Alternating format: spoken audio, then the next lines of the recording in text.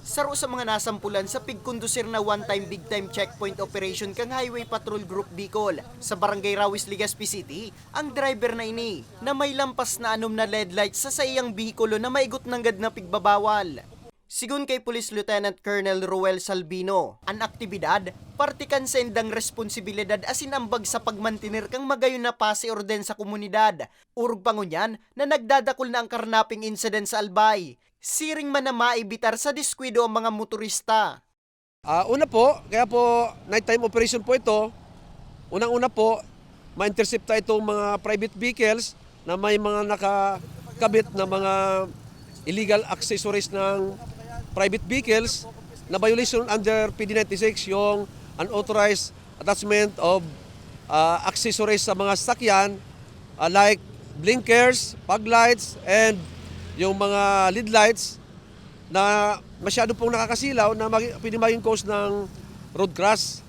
At the same time po, yung ma-intercept po natin itong mga karnap motorcycles. Si Jomar kang Bakakay Albay, asin si Hil kang Barangay Bigaa, pabor na nagkakaigwaning mga checkpoint. Sa siring kayang lakdang, nadadakop asin napapagmulta ang mga abusadong driver. Apwera kay ni, napapagirumduman sinda mga motorista sa importansya kang safety gear siring kang helmet.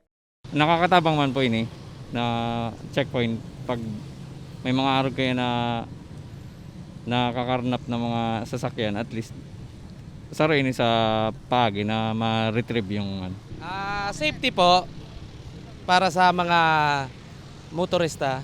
Una kung ano man na krimen na nangyayari, madali matrace. Katuwang kang Highway Patrol Group ang Land Transportation Office asin Legazpi City PNP.